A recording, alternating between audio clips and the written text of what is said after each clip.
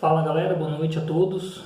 Estamos aqui para gravar mais um vídeo e hoje eu gostaria de trazer um versículo da Bíblia aqui, embora é um versículo muito debatido entre trinitarianos e unicistas, mas é um versículo muito apreciado pelos judeus.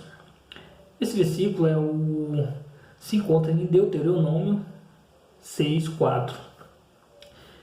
E esse versículo ele é tão importante porque os judeus dão tanta importância para esse versículo que de manhã e à noite, todos os dias, eles fazem essa oração, entendeu?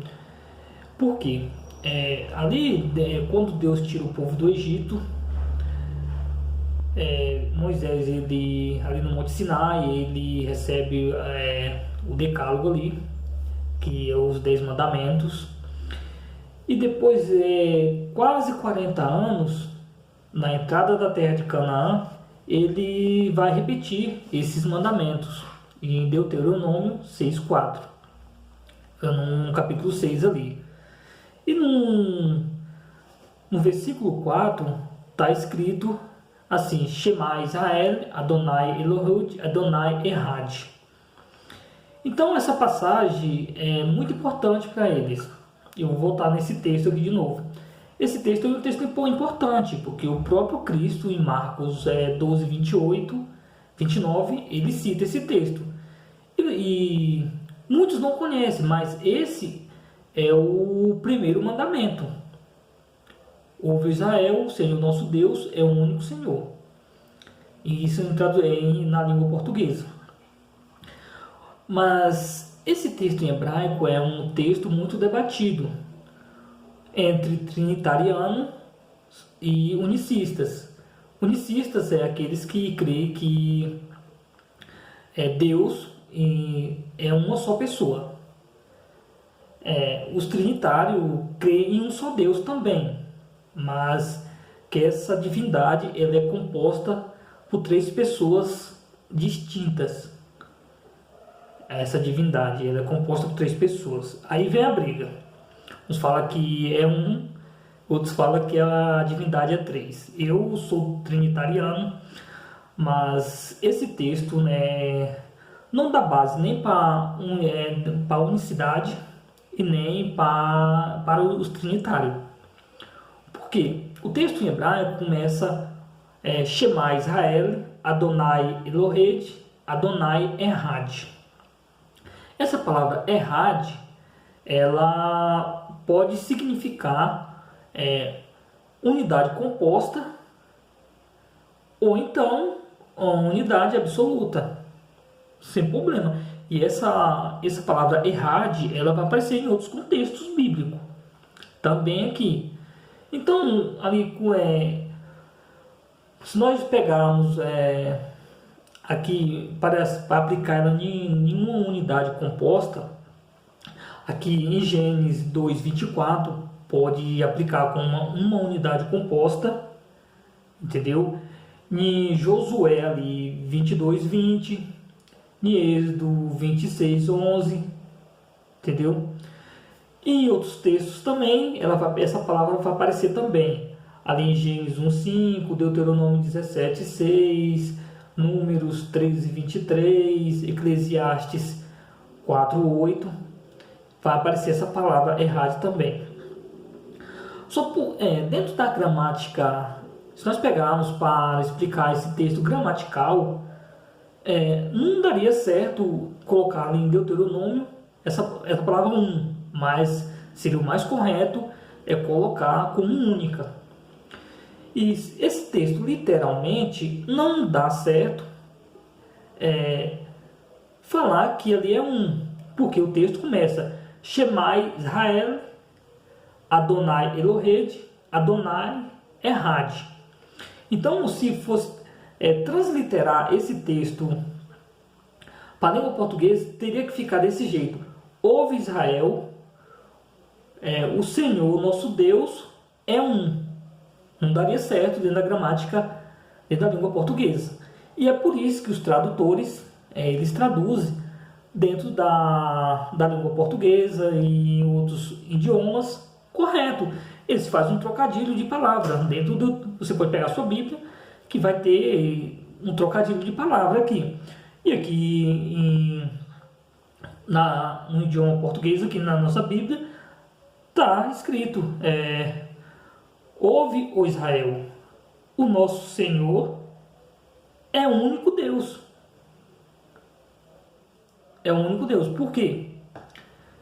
Ele escreve desse jeito. Porque Deus, ele é único. Existe um único Deus. Então, o que está ocorrendo ali? O povo está saindo de uma terra politeísta e eles vão entrar em outra terra politeísta. Então, Deus está falando: ouve, Israel. Moisés está falando ali: ouve, Israel, o Senhor nosso Deus, ele é um único Senhor. Então, essa palavra errade tinha que ser ali aplicada como um único e não como um. Porque se eu pegar essa palavra aqui, não posso pegar essa palavra aqui e colocar ali que Deus, ele é dentro do contexto unicista, que existe uma pessoa na divindade, entendeu? Não, o texto não fala isso de jeito nenhum. Pode tirar, se você aprendeu isso, pode tirar isso da sua cabeça, porque o texto não fala nada disso. E nem também o texto da base para a Trindade também. Da mesma coisa que eu puse o unicista, eles pegam esse texto para afirmar que Deus é uma única pessoa. Os unicistas, os trinitários também poderiam pegar essa palavra para aplicar dentro da Trindade, embora essa unidade composta não indica que é 3 ou 4 ou 5, entendeu? Mas é unidade composta. E como que eu provo isso? Um texto que realmente aqui eu poderia provar para vocês aqui, como sendo uma trindade, eu alegorizar o texto. Porque se eu pegar esse texto aqui de Deuteronômio 6,4, eu posso alegorizar ele e falar o que eu quero. Posso arrumar um monte de coisa aqui dentro desse texto aqui. Mas é lógico, o texto é muito fácil. Ler o texto literal é fácil. E o próprio Jesus, ele citou esse texto de Gênesis, de Gênesis 2, 24, que existe a mesma palavra errade, como sendo uma unidade composta. E isso se encontra em Mateus 19,5, ali, com aquela discussão dele com os fariseus. Os fariseus perguntou para ele por que mandou Moisés dar carta de divórcio. E ele fala que do princípio não era assim. Ele fala assim: vocês não têm lido na lei que Deus, na instituição do casamento ali, deu ordem ali para que deixará o homem, pai e mãe, e unirá sua esposa e se tornará uma só carne? Então Deus, ali quando fala uma só carne, essa palavra ela é errade, é a mesma palavra que aparece no final do texto de Deuteronômio 6,4. Então eu posso pegar esse texto, alegorizar e falar que existe uma trindade, entendeu? O texto não fala nada disso, não fala nem que existe, que esse Deus é uma única pessoa, e nem fala que ele é trino. Então o texto tem que ser lido literal e nada de alegorizar o texto ali para dizer que existe dentro desse Deus é uma única pessoa, e nem que esse Deus ele é trino. O texto é simples, muito simples demais, entendeu? Mas as pessoas elas alegorizam o texto, ou então tem pessoas que lê o texto literal demais, literalizam o texto quando não é para ser literalizado, entendeu? Ou então alegoriza o texto quando é para ser entendido alegórico, entendeu? Então temos que ver cada texto dentro de seu contexto. Então é isso aí, o texto é muito simples, entendeu? Vamos alegar também que a palavra para unidade absoluta é Yahid, entendeu? Então tem toda essa polêmica, mas o texto aqui é muito simples. Então eu gostaria de deixar esse texto para vocês, e o vídeo já está ficando um pouco grande. E outra coisa que nós temos que entender também é com essa palavra Deus. eu gostaria de comentar sobre esse nome Deus, dar sequência a esse vídeo aqui. Mas para que isso aconteça, vocês precisam se inscrever no canal, curtir e compartilhar. Gente, nunca subestima conhecimento. Conhecimento sempre é bom aprender, entendeu? Não se dá por satisfeito pelo o que vocês sabem, entendeu? Entender das escrituras é muito importante e exige muito esforço.